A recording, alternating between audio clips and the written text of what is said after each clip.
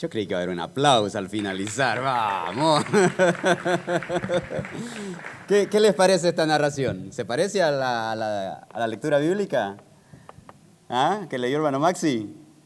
Bueno, ese es el hijo pródigo 2021, muchachos. Bueno, quiero meditar esta noche ahí en el libro de Lucas, donde leía el hermano Maxi, en el capítulo 15, ¿no? Y damos gracias a Dios por los que están ahí también conectados y nos están siguiendo a través del, no sé de cuál red nos estarán, Facebook quizás, no sé, Instagram. Así que sean todos bienvenidos a esta sesión del culto juvenil. Bien, el sermón pasado, el hermano Carlos estuvo hablando de influencers, ¿se recuerdan? ¿Es cierto? Y es interesante en este capítulo, si leemos todo el capítulo de Lucas 15, cómo Jesús dice que atendía a las multitudes, pero él no se enfocó en la multitud, sino que dice que seleccionó no sé si tenemos también ¿me acercás el clicker, Caleb, por favor? Está en el bolsillo de la... O ahí, déjalo que manéjalo vos, Isra. Así estás ahí, atento también. y entonces Jesús se enfocó en 12 individuos, es decir, un grupo más pequeño, ¿no? Y él hizo influencia en ellos y la manera en que él los influenciaba era a través de parábolas, de historias, comparaciones, a través de preguntas. Y lo hacía en el diario vivir. Él no lo hacía así como nos reunimos acá los fines de semana y hablamos, lo hacía ahí en el diario vivir, ya fuera en la sinagoga, ya fuera en un barco, en un banquete o lo que le venía a la mano. No sé si se acuerdan la lección que hizo, gracias Caleb, ¿se acuerdan del sermón que hizo Carlos, el hermano Carlos, la semana pasada? ¿De cuál canción era? ¿Recuerdan? ¿Quién? ¿Recuerdan? ¿Quién hace un sermón de eso, no? Un capo, se parecía a Carlos Jesús, ¿no? Y bueno, en esta historia de Lucas 15, él describe la vida de este joven. Y es interesante pensar en cómo este papá que se esforzó por criar a estos dos muchachos, estoy seguro que él se esforzó en inculcarle la fe del Dios verdadero, la fe del Dios de Israel, del creador del universo, ¿no? Pero es interesante que en sus días ya de adulto, en sus días ya de mayor, él se apartó y dice que vivió perdidamente. Ustedes lo pudieron ver graficado ahí en ese video. No sé cuánto tiempo pudo haber pasado, es una parábola, por supuesto, pero dice que regresó. Y esto me llevó a mí a plantearme la pregunta, ¿por qué regresó? ¿Por qué regresó el hijo pródigo? Y no sé si a ustedes les han despertado curiosidad esta palabra, pródigo. Y pródigo significa que es un derrochador, un despilfarrador, mano floja. ¿Cómo diríamos eso en un buen argentino? Un vago. ¿Hay otra por acá? ¿O esa está bien? Nos quedamos con vago. Era un manos flojas, ¿no? Entonces, es posible que cuando Jesús se enfoca en esta historia y tomando como ejemplo esta familia de este papá con estos dos hijos, él tuvo en mente también toda la instrucción y el esfuerzo que una familia le ponía para poder instruir a sus hijos en el camino del Señor, en la fe del Dios verdadero, creador del cielo y de la tierra, ¿no? Y estoy seguro que este papá, criando a estos dos muchachos, él se enfocó en este pasaje de Deuteronomio 6:9. No sé si lo tenemos ahí, Israel, la siguiente diapositiva. Y dice así, y estas palabras, mire lo que dice Deuteronomio 6:9, y yo creo que esto es para nosotros los que tenemos hijos. Y dice, estas palabras que yo te mando hoy estarán sobre tu corazón y las repetirás a tus hijos y hablarás en ellas estando en tu casa, andando por el camino, al acostarte y cuando te levantes. Y las atarás como una señal en tu mano y estarán como frontales en tus ojos y las escribirás en los postes de tu casa y en tus puertas. Mientras leía esto me acordaba de la casa de la abuela. La abuela allá en los años 80, díganos usted, en los 80, ella escribía con tiza así en las paredes o en las puertas de su casa versículos de la Biblia, ¿no? Y nosotros como sus nietos creciendo podíamos ver esos versículos. Entonces, estoy seguro que este papá de estos dos muchachos se tomó en cuenta esta palabra que acabamos de leer. Y el enfoque de Jesús en este capítulo, sabemos que es el hijo pródigo, pero si leemos desde el principio, hay dos imágenes más, y es una oveja y una moneda perdida. Y mientras yo leía estos versículos, pude identificar al menos 6 puntos cardinales que llevaron a este joven de regreso a casa. Yo recuerdo cuando recién llegué acá a Argentina, allá por el año 2011, estaba viniendo mi suegra a visitarnos y tuve que irla a recoger al aeropuerto.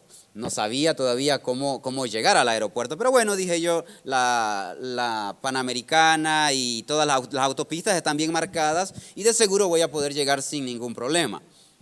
Pero lo interesante es que cuando empecé a conducirme hacia el aeropuerto, yo estaba atento a las señales, ¿no? a cada cartel que miraba.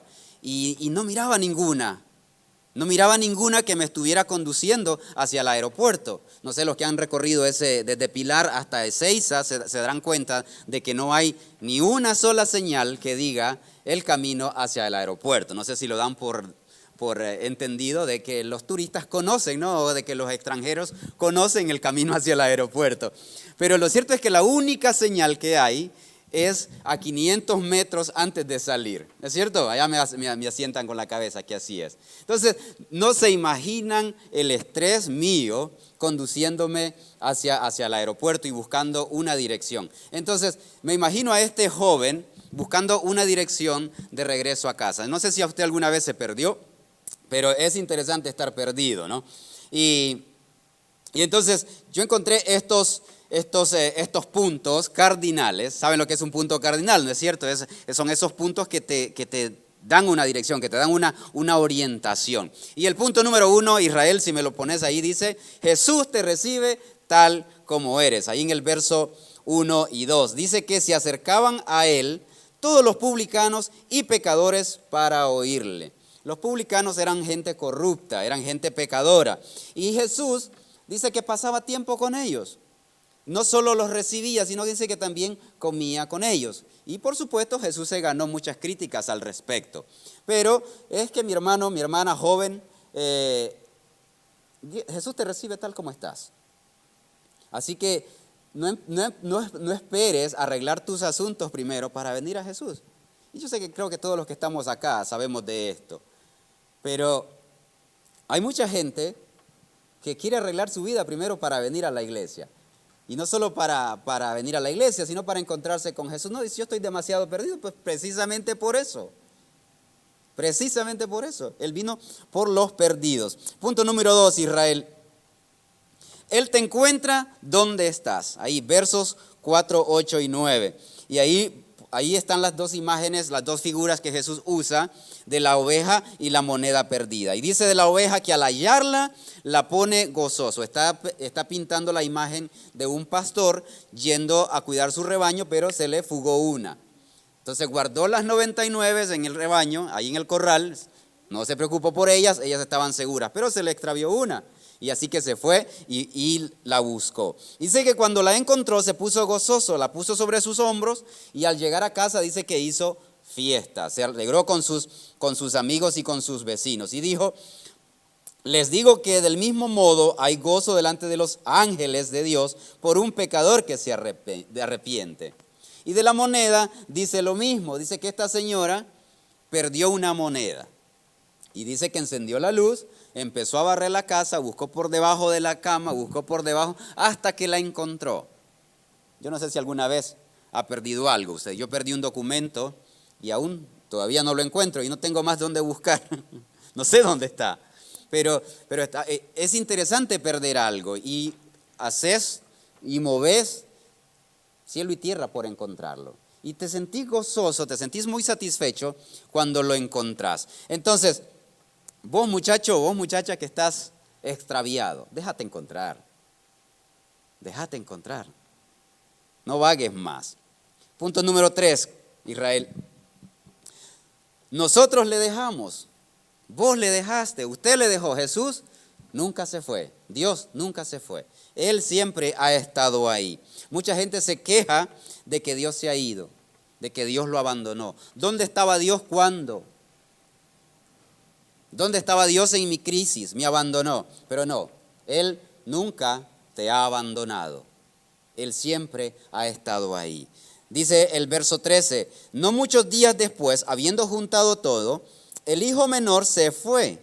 ¿Qué hizo? Se fue, lo vimos en el video, agarró todo lo que le pertenecía y aún lo que no le pertenecía y se fue.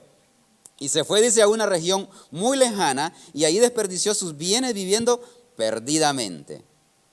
Así que, joven, no culpes a Dios por tu miseria o por tu estado deprimente. Regresa a Él. Estás a un paso de volver a Dios. El punto número 4, Israel. Donde estés, siempre hay tiempo de recapacitar.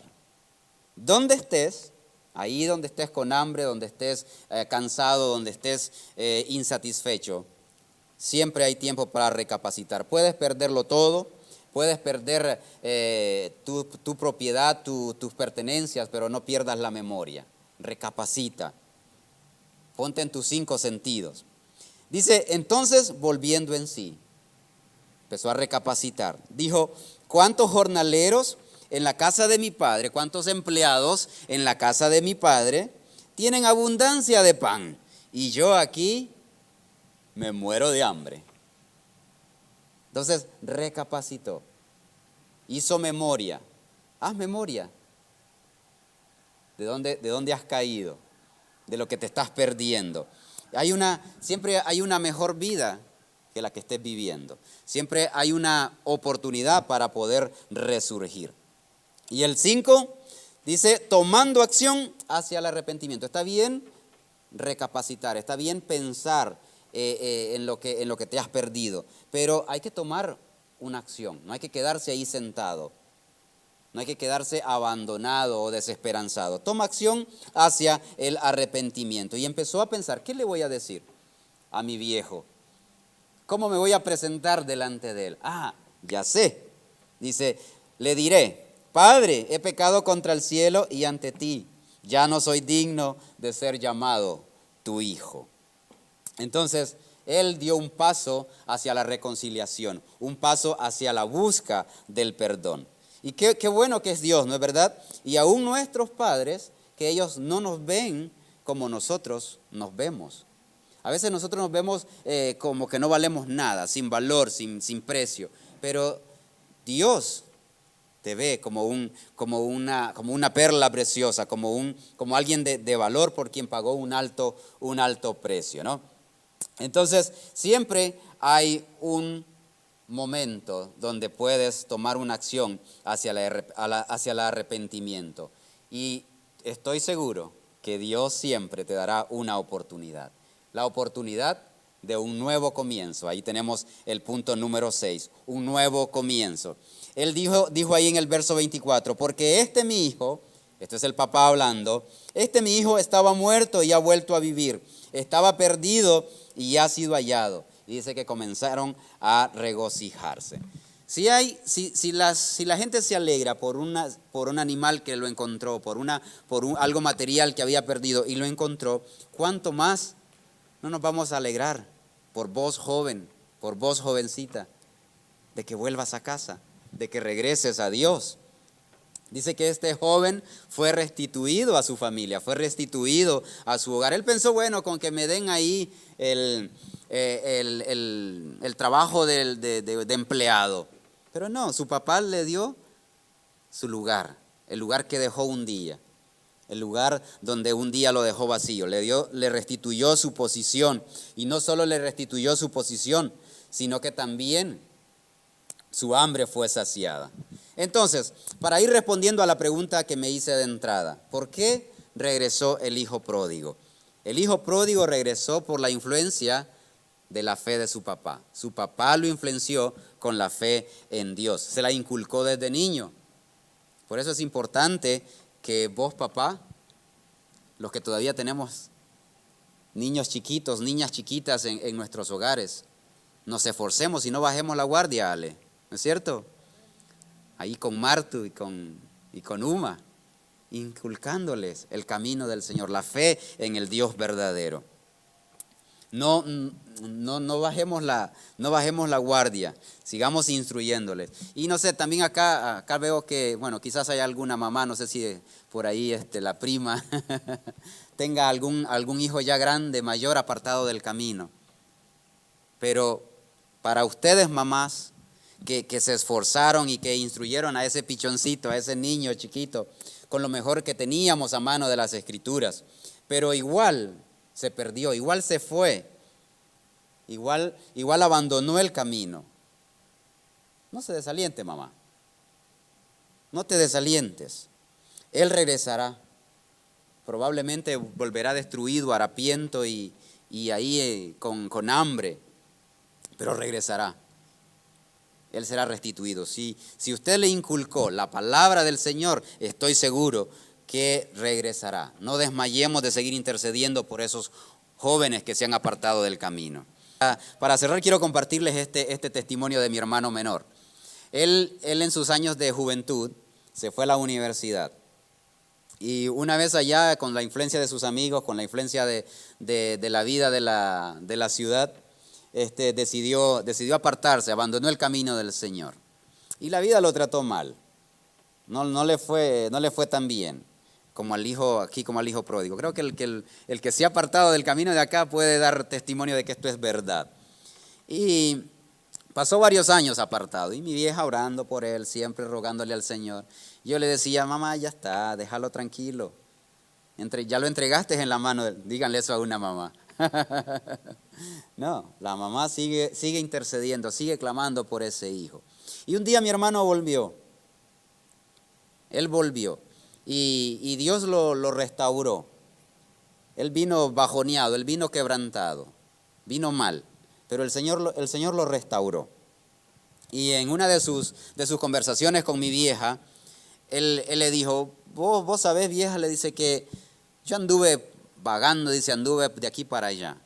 Pero ¿sabes una cosa? Nunca pequé tranquilo. Recuerden esto, nunca peca tranquilo el que conoce el camino del Señor. Cuando él conoce cuál es lo correcto hacer y no lo hace tranquilamente. Y eso un día lo convence. Vio que el hijo pródigo recapacitó, dice. Entonces, esas palabras que hoy inculcamos en nuestros hijos no serán en vano. Yo espero que vos, Israel y Caleb, sigan este camino que les hemos instruido, que jamás lo dejen. Y yo les aseguro que esta palabra que les he dado no los va a dejar tranquilos si un día se apartan de ella. Así que, jóvenes, esfuércense, morita, para seguir creciendo en el camino del Señor. Y no se aparten de ese camino que sus papás les han instruido. Que Dios te bendiga en esta noche. Y Iván, pasa adelante y hazle el cierre a esta palabra que compartí con usted.